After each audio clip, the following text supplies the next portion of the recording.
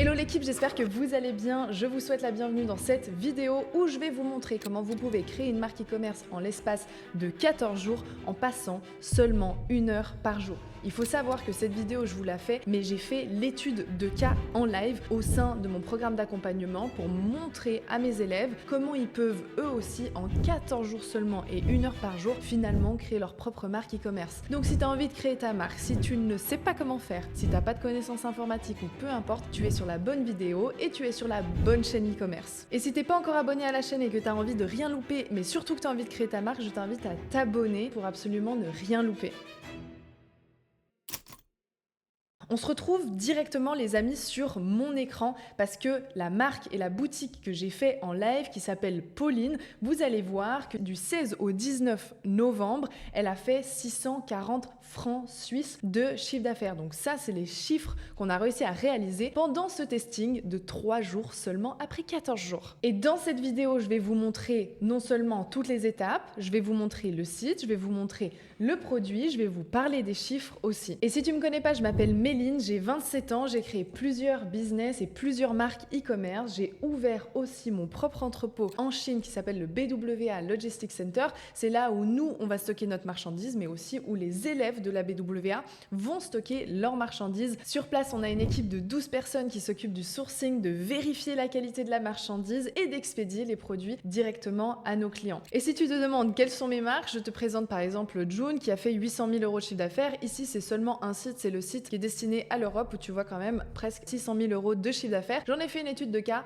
complète sur ma chaîne YouTube. Et ça, c'est une de nos autres marques qu'on a fondée entre 2023 et 2024. C'est 1,8 million de chiffre d'affaires. Et là, de nouveau, c'est que le site français. Actuellement, nous avons une autre marque qui tourne et pas des moindres parce qu'on atteint des sommets au niveau de nos chiffres. Là, par exemple, c'est une journée où on a atteint plus de 30 000 dollars de chiffre d'affaires sur la même journée. Bon, les gars, assez parlé, assez présenté, on va dans le vif du sujet et j'ai directement envie de vous parler du processus que j'emploie au sein de la BWA. Ce que vous allez voir, c'est 10% seulement de ce qui est composé finalement mon processus, des outils, les logiciels. Mais si tu as envie de créer ta marque, tu es sur la bonne vidéo. Vous allez voir, je vais tout vous montrer jour après jour ce qu'on a mis en place, donc le jour 2, le jour 3, le jour 4. Finalement, sur tous ces jours, quelle est l'identité visuelle, comment on a trouvé le produit, comment j'ai fait les publicités, je vais absolument tout vous montrer. Ici, on commence avec le premier jour qui était le 1er novembre où on a débuté sur la recherche produit. Alors, comment est-ce qu'on fait une recherche produit convenable pour trouver un bon produit à vendre? Et ça, c'est la question qu'on se pose régulièrement. Alors, ce que j'ai fait là pour cette étude de cas en live, déjà plusieurs outils. Premièrement, vous pouvez utiliser que des outils gratuits et ça, je vous le recommande. Déjà, réfléchissez, vous, au niveau des produits que vous connaissez, faites un petit mind map, réfléchissez aux problèmes, aux solutions du quotidien des gens. Ensuite, on peut utiliser un outil qui est gratuit qui s'appelle la bibliothèque publicitaire de Facebook et encore deux options qui sont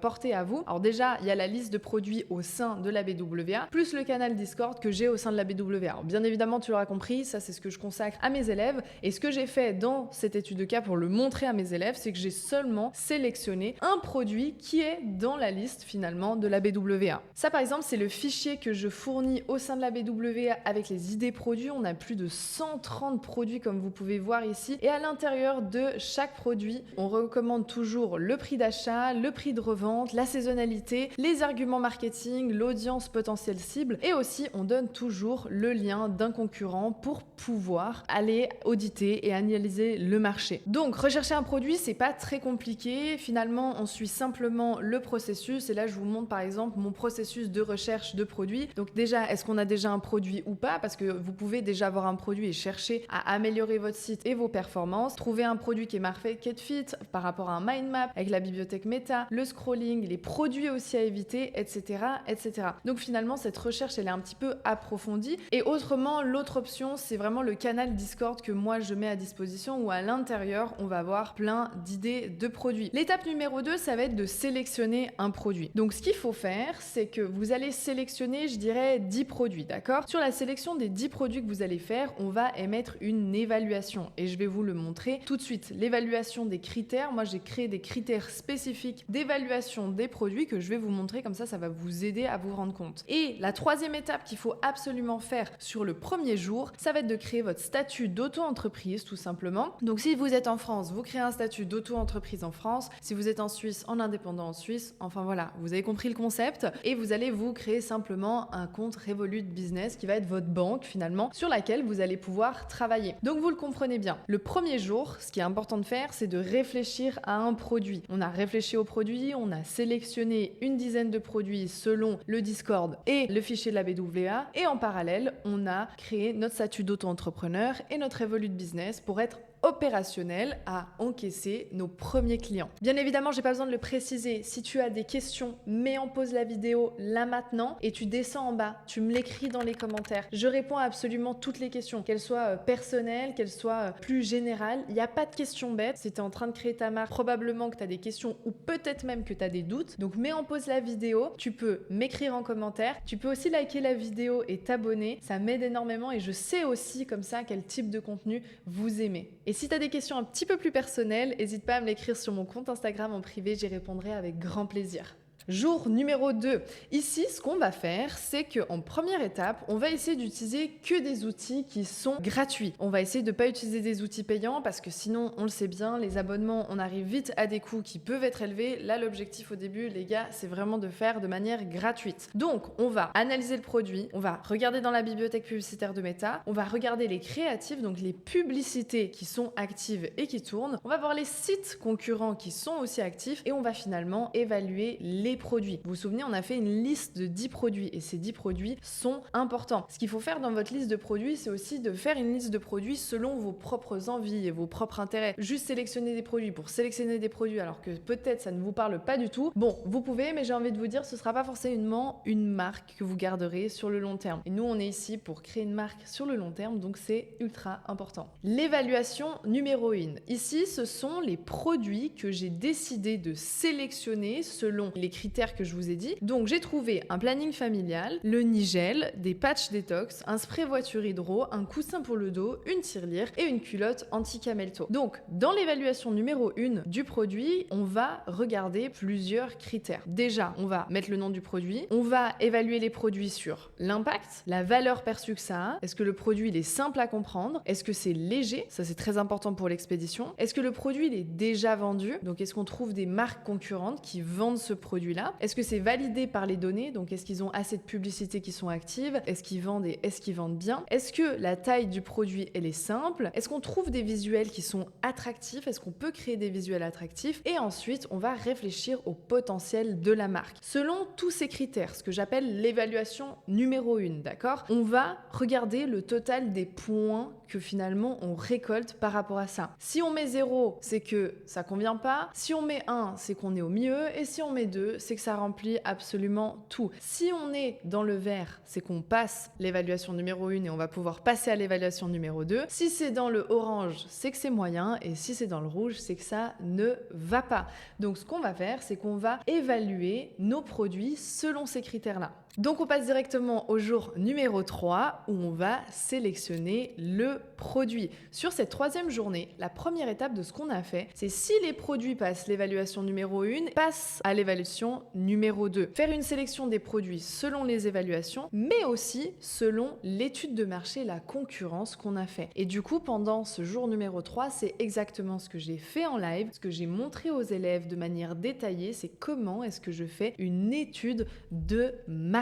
Et ça, c'est très important, ce n'est pas à sous-estimer. On doit faire une étude de marché approfondie. On passe donc à l'évaluation numéro 2 et sur cette évaluation numéro 2, on a isolé finalement 2 produits qui étaient intéressants. Pourquoi? Parce que certains dans l'évaluation numéro 1 étaient dans le rouge, donc on les a pas fait passer à l'évaluation 2. Et dans l'évaluation 2, on a 2 produits qui sortent du lot, on a la tirelire et la culotte anti-camelto. À ce moment-là, on va remplir finalement les informations du produit, des coûts d'achat, des frais de livraison, total finalement des coûts, du prix de vente, des concurrents, des faiblesses, des concurrents de marque et des forces des marques. Donc tout ça, on va le remplir grâce à une étude de marché approfondie. produit. Et une fois qu'on a fait cette étude de marché, on va remplir toutes les informations. Donc vous pouvez voir ici, ça c'est le fichier que moi je fournis à l'intérieur de la BWA. On a l'évaluation produit, les concurrents, l'avatar client, le bénéfice, le sourcing, etc., etc. Donc bien évidemment, c'est des fichiers que je ne peux pas vous donner ici. Tout ce qui est étude de marché, concurrence, dresser son avatar client, les bénéfices clients et les bénéfices produits, tout pour avoir finalement un bon produit. Et si tu es intéressé par la BWA, le lien il est juste en dessous de la vidéo, tu verras il y a une étude de cas et à la fin, tu peux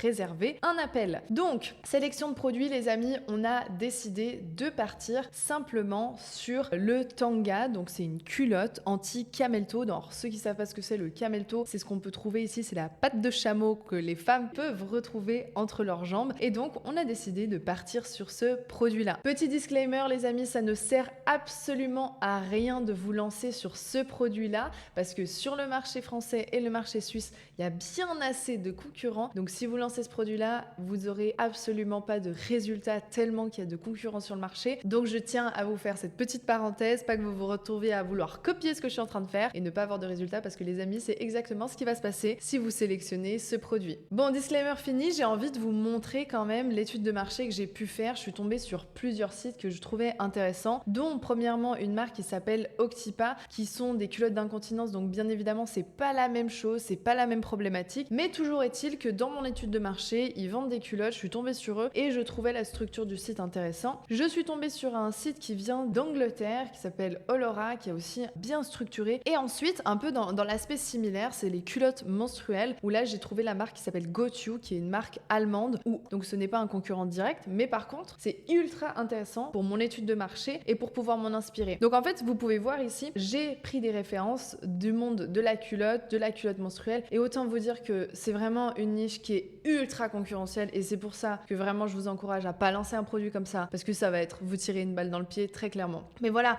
moi j'ai regardé ça, au moins je me suis dit ok, ça c'est un produit qui peut être intéressant. J'ai vu un petit peu aussi dans le marketing comment ils structuraient la page produit, j'ai regardé leur publicité, quel type de publicité ils faisaient, quelle était leur offre, le prix de vente, etc. Et ça c'est intéressant et c'est trop important quand vous faites une étude de marché. On doit regarder le marché, on doit regarder ce qui se fait. Et des fois, il se peut que vous lanciez un produit où vous n'avez pas forcément de personnes sur le marché, pas forcément de concurrents. J'ai envie de vous dire, tant mieux, mais c'est important de trouver des produits similaires, des niches similaires pour voir un petit peu leur marketing, voir ce qu'ils font, est-ce que c'est bien, est-ce que c'est pas bien, est-ce qu'il y a des choses qui peuvent être des bonnes inspirations ou pas. Je vous fais juste une petite parenthèse, si vous vous posez la question, j'ai filmé 100% de mes lives, donc ici vous pouvez voir live 1, live 2, live 3, live 4, live 5, live 6, live 7, etc. Donc tous les jours j'ai filmé les lives pour montrer exactement comment je faisais les choses. Là par exemple je leur montrais comment j'ai conçu le site, etc. Donc tous les lives sont filmés et vous avez vu, généralement je passe 1 heure pile et je faisais 30 minutes de questions. Donc si vous êtes au sein de la VWA, toute la rediffusion des lives sont ici juste en bas, c'est le dernier module.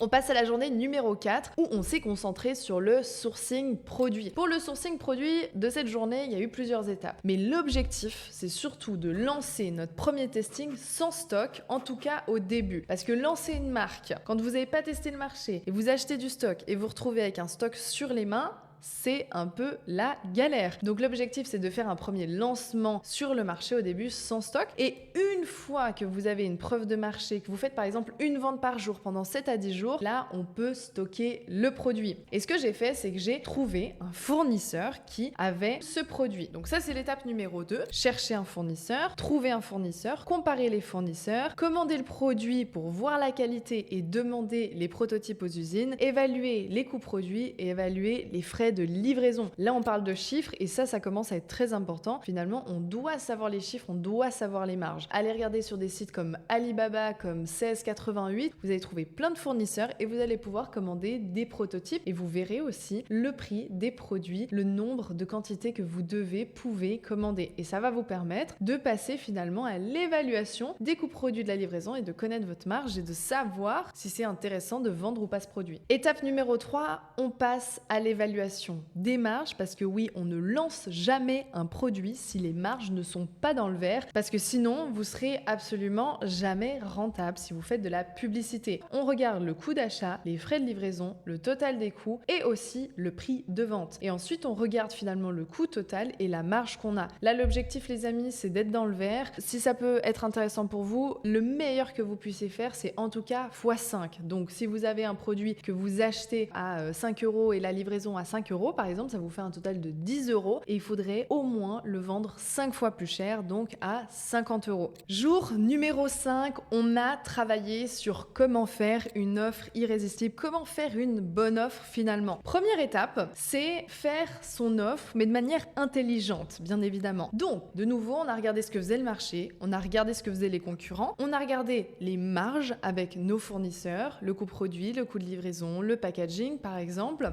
On a calculé les frais de livraison, coût produit, et on a réfléchi surtout à une offre qui donne assez envie aux clients et surtout où il y a assez d'urgence. Je vous mets un petit bémol. Le but d'une offre, c'est de faire une bonne affaire, d'accord? Et en plus de ça, l'objectif d'une offre, c'est d'augmenter votre panier moyen. Si votre client n'a pas l'impression de là, en ce moment, de faire la bonne affaire, c'est que votre offre, elle est pas bonne. Donc faire une bonne offre, ça demande surtout de la réflexion. Allez, option 1, 2 achetés est égal 1 offert. C'est-à-dire qu'on a regardé le coût d'achat qui ici inclut la livraison, les coûts totaux, le prix de vente et du coup nos marges à la fin. Option numéro 2, c'était une réduction au pourcentage, d'accord? Un acheté par exemple moins 20%. Vous voyez ici que notre marge, elle est moins bonne, enfin les coûts sont plus élevés que cette offre ici. Et bien évidemment, ce fichier, je vous le redis, il est dispo dans la BWA. Si tu veux créer une marque long terme, n'hésite pas, tu as le lien de la masterclass juste en dessous de la vidéo. L'option numéro 3 sur laquelle on a réfléchi, c'est de se dire, ok, est-ce qu'on fait pas une réduction au pourcentage, donc moins 20%, ou est-ce qu'on fait peut-être une réduction à l'euro? Parce que des fois, quand on fait une réduction à l'euro, ça a plus d'impact psychologiquement de dire moins 10 € que moins 10%, moins 20%. Et là, par contre, les calculs ne sont pas très bons parce que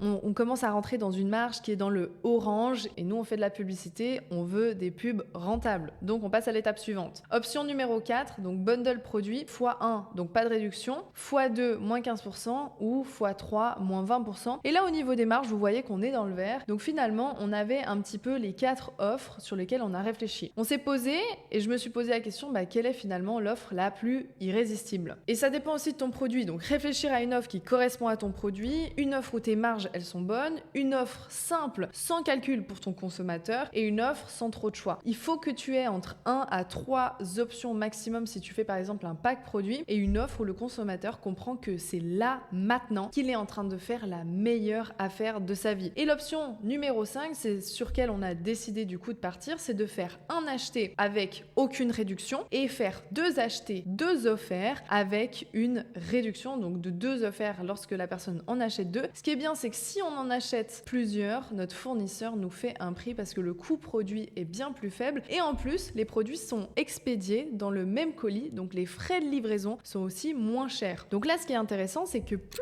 on vend de produits, plus nos marges sont bonnes. Une fois que notre offre elle a été terminée et convenue, on est passé au jour numéro 6 et ce jour-là, de nouveau, quand je vous montre les jours, là on a passé à chaque fois 1 heure par jour pour faire tout ça. Là, on a fait l'identité visuelle, littéralement ça m'a pris 30 minutes, j'ai utilisé Pinterest et dans la barre de recherche, j'ai juste mis par exemple branding couleur femme. Ça m'a donné plein d'idées de couleurs et là j'ai cliqué sur cette image parce que j'aimais bien la palette de couleurs et du coup en ouvrant cette palette de couleurs que vous voyez ici, ça m'a donné plein d'autres idées de palettes de couleurs. Donc moi c'est comme ça que je fonctionne avec Pinterest, c'est très rapide. Ne perdez pas de temps sur l'identité visuelle de votre produit et c'est souvent dans ce genre de détails qu'on perd du temps, surtout si t'es une fille, je te l'avoue.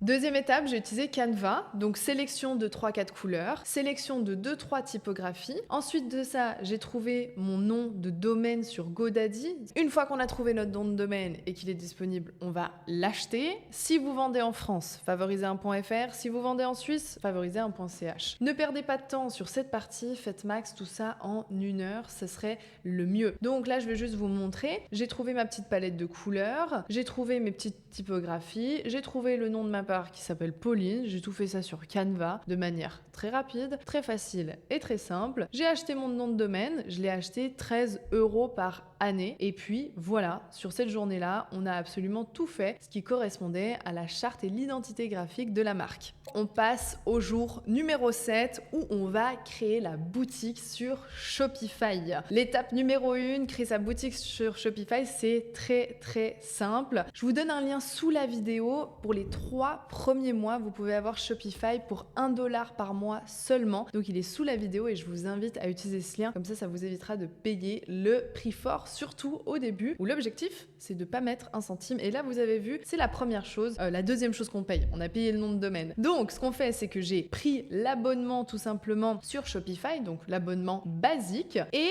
la deuxième étape, c'est que j'ai importé mon produit avec Deezers de mon fournisseur directement sur ma boutique Shopify. Si vous avez, vous, votre produit, vous pouvez seulement aller dans produit et créer votre produit. Et là, par exemple, dans mon cas de figure, ce que j'ai juste dû faire, c'est changer le nom, mettre les photos que je vais vous montrer qu'on a créées et juste éditer bien ici les couleurs et les tailles de mes produits. Juste pour vous expliquer comment vous pouvez utiliser le mode de l'expédition directe, votre client, il va voir votre site et il va acheter, d'accord? Donc lui, il voit le site, il achète et l'argent vous revient, d'accord? Une fois que votre client a passé commande, vous allez recevoir la commande sur votre site et donc vous allez passer commande à votre fournisseur. Votre fournisseur, il va vérifier la qualité produit, il va packer le produit et il va l'envoyer directement à votre client. Donc ça, c'est le mode de l'expédition directe. Et d'ailleurs, je te l'explique plus en détail dans ma masterclass juste en dessous de la vidéo. Pour continuer sur notre site Shopify, une fois que j'ai fait ces mises à jour, je vais passer dans tout ce qui est paramétrage de ma boutique. Ça prend pas beaucoup de temps, en 10 minutes, vous pouvez tout faire. On va travailler sur le mode de livraison, donc mettre les prix de livraison pour le client, mais surtout selon le pays où vous allez vendre. Est-ce que tu vends en France? Est-ce que tu vends en Suisse? Et là, personnellement, moi, je favorise quand même la livraison gratuite. Donc ici, je vais faire mon paramétrage dans mes paramètres, expédition, livraison, et je vais simplement paramétrer ici pour la Suisse. Parce que oui, en effet, notre petite boutique Pauline, j'ai décidé de vendre en Suisse pour montrer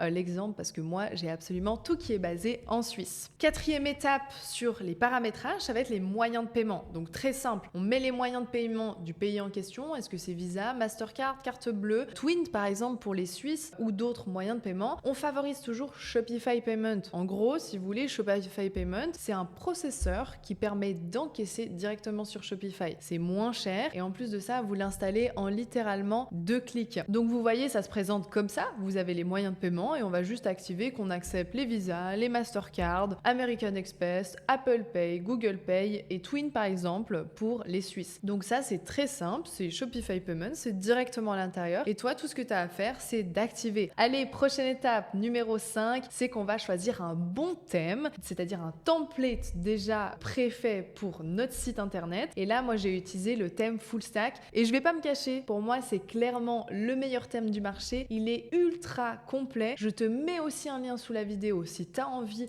de l'utiliser. C'est le thème que j'utilise personnellement pour toutes mes marques, tous mes sites, aussi mes élèves dans la BWA. Vous avez 2 mois gratuits avec le thème. Mais toujours est-il, je ne vous recommanderai jamais un outil que j'utilise pas. Mais surtout, moi, j'aime la simplicité. Et du coup, c'est pour ça que j'utilise surtout Full Stack.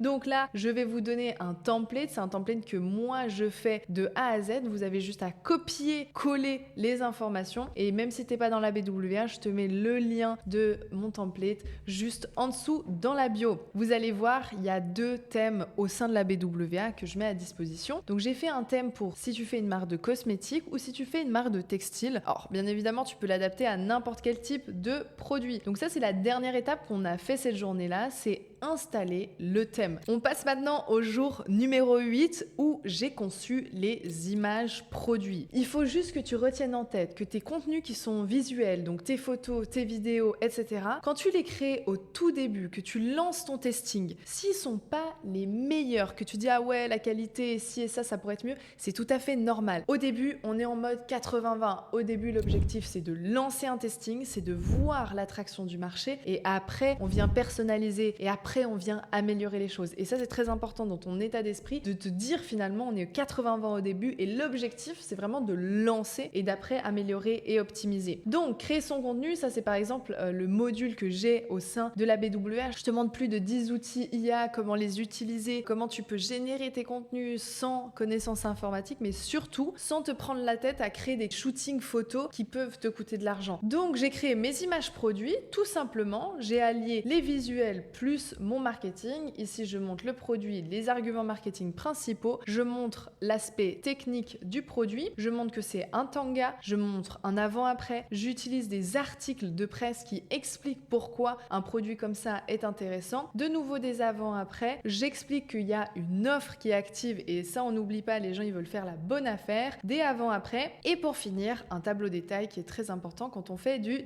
textile. Donc en 1 heure, on a réussi à réaliser 100% de nos images produits. Jour numéro 9, on passe à la confection de la page produit. C'est ici que tu vas rediriger ton trafic, donc c'est très important que ce soit la page produit où tu passes le plus de temps, où tu réfléchisses le plus au marketing. Et si tu as plusieurs produits sur ta boutique, il faut vraiment que tu mettes le 80% de ton temps sur ton produit principal et sur le produit que tu vends le plus. Voici la page produit que j'ai conçue sur le thème full stack. Donc la livraison, ici j'ai mis mon logo et on a les petites pages. J'ai pu faire mon site avec mes images produits, mes petites étoiles, mon titre de produit, là mes arguments marketing, mes promesses marketing, mon offre, les moyens de paiement disponibles, livraison, guide détail et composition et lavage, sélectionnez votre taille habituelle, livraison offerte. Ça c'est les magazines qui parlaient du concept finalement de la culotte Camelto. On a des avant-après qu'on a pu voir ici. On a ensuite de nouveau du marketing, des avant-après où je viens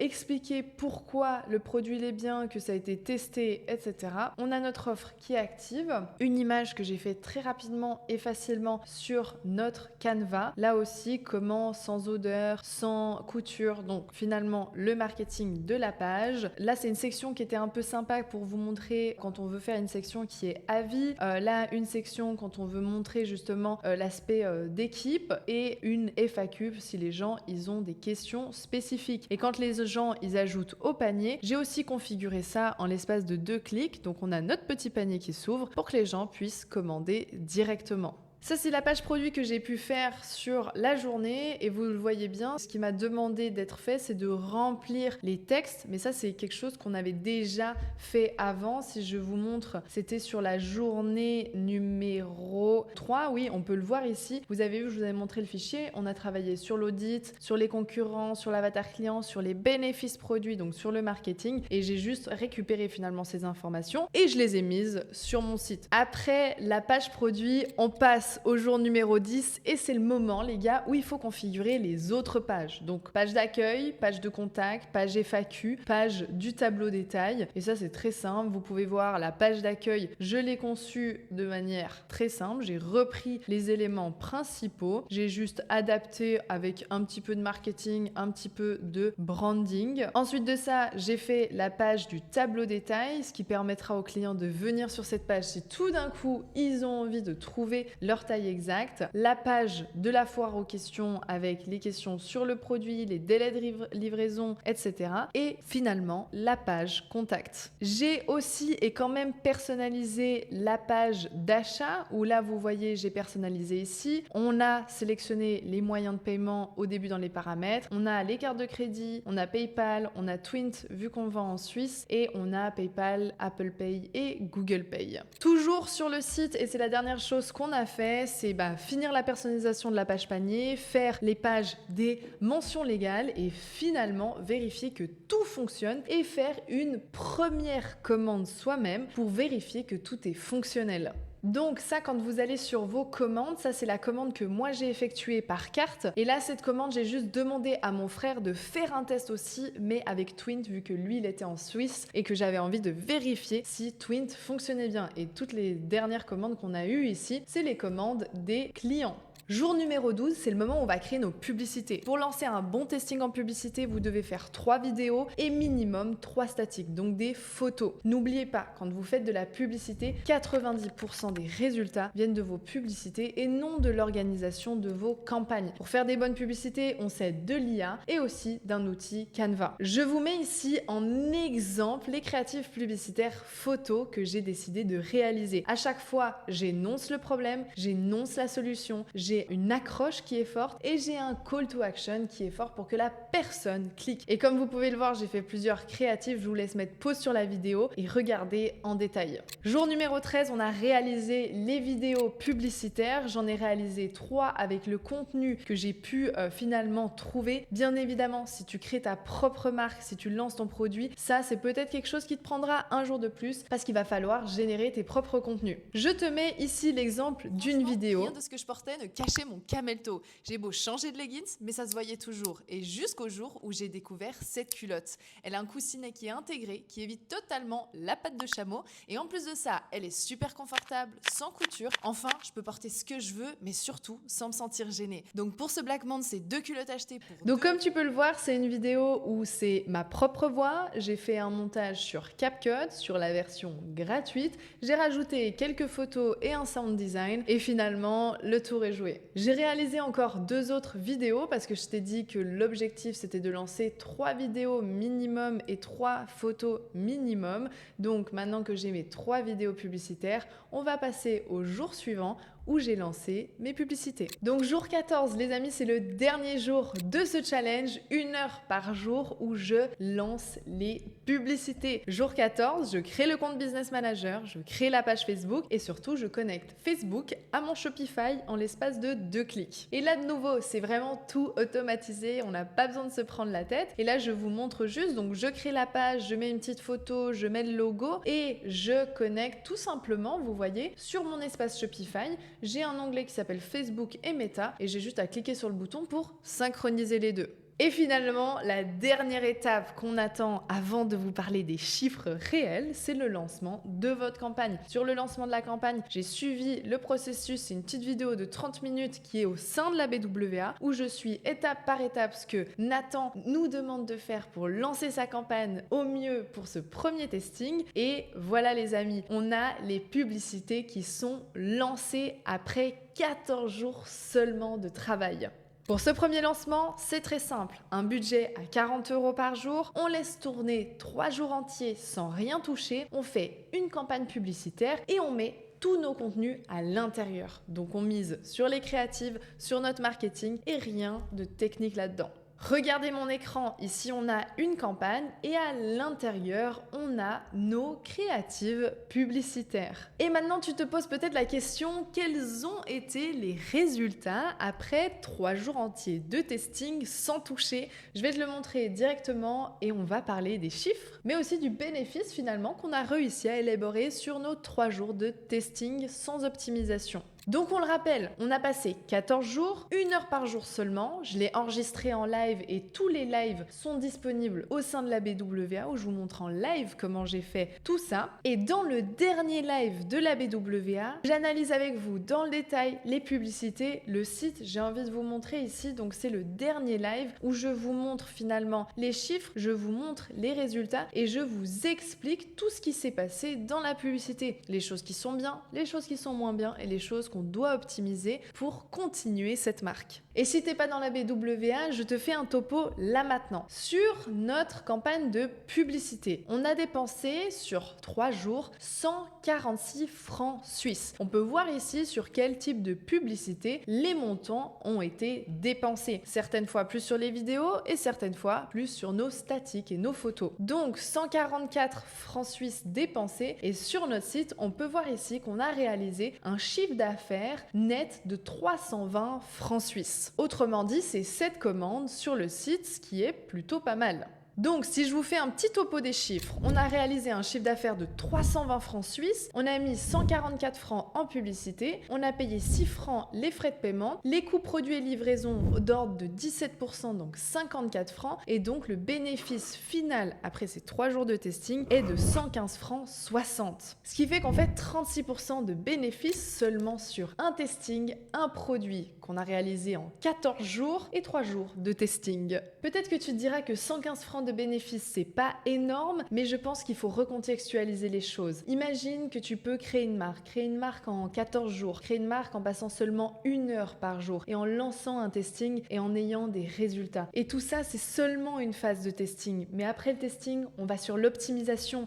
Il faut avoir une vision de marque sur le long terme et c'est avec cette vision-là que tu pourras augmenter tes chiffres et augmenter tes résultats. Et en parlant de chiffres et de résultats, j'ai envie de te parler de la marque Texile, d'accord? C'est une marque que j'ai créée, c'est une marque de collants polaires. Une marque que j'ai créée en étude de cas où je vous montre de A à Z comment j'ai pu la créer. Et par exemple, cette étude de cas que j'ai créée aussi pour vous montrer, regardez, du 15 octobre au 23 octobre, elle fait déjà 13 000 francs suisses de chiffre d'affaires. Ensuite, du 1er novembre au 30 novembre, donc le mois qui suit, elle fait 80 000 francs suisses de chiffre d'affaires. Oui, sur un mois et seulement une étude de cas que j'ai décidé de vous montrer. Et regardez, sur le mois dernier, ça a été 100 000 francs de chiffre d'affaires. Et si on regarde sur la période totale, donc sur l'espace de 2 mois et demi, 3 mois, elle fait 200 000 francs de chiffre d'affaires. Et cette étude de cas, elle est dans la masterclass qui est juste en dessous de cette vidéo. Tu peux la regarder et je t'explique absolument tout, le processus et surtout, si tu es intéressé par créer ta propre marque, que tu as une vision long terme et que tu as envie de créer quelque chose de périn, juste à la fin de la vidéo, tu peux réserver un appel, on va pouvoir en discuter de toi, de tes objectifs, si toi aussi, tu as envie de créer ta marque.